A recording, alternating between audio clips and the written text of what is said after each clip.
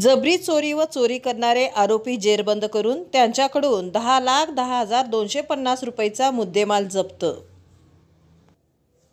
याबाबत मिळालेली माहिती अशी की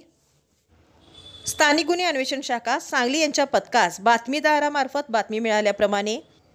विटा येथील बळवंत कॉलेज येथील खानापूर ते विटा जाणाऱ्या रोडवर जाऊन सापळा लावून थांबले असता 3 इसम नंबर प्लेट मोटरसायकलवरून येत असताना दिसले। त्यांचा बातमीप्रमाणे संशय आल्याने त्यांना पोलीस निरीक्षक सिकंदर वर्धन यांनी ताब्यात घेऊन त्याच्याकडे चौकशी केली असता त्याचे नाव अक्षय महादेव माने, वय वर्ष 26, राहणार वलवण तालुका आटपाडी, साहिल कुंडलिक चव्हाण, वय वर्ष 21, राहणार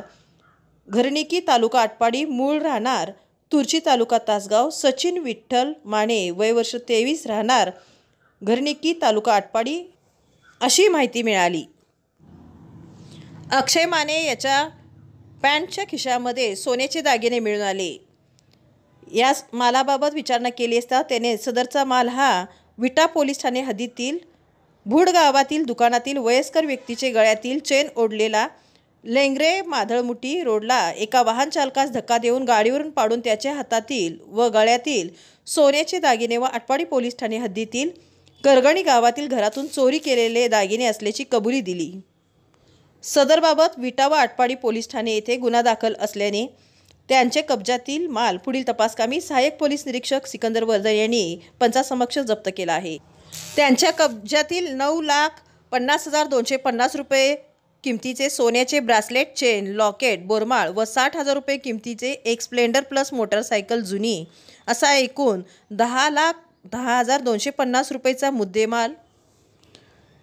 व आरोपी पुढील तपास कामी विटा पोलीस ठाणेकडे वर्ग करण्यात आला असून पुढील तपास विटा पोलीस ठाणे करत आहेत।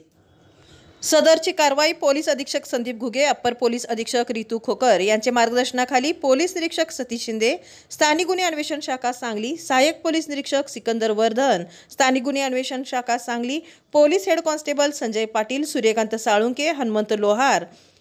शिवाजी सीत, पोलीस शिपाई प्रमोद साखरपे, सुनील जाधव, अभिजित ठाणेकर, सुशांत चिले,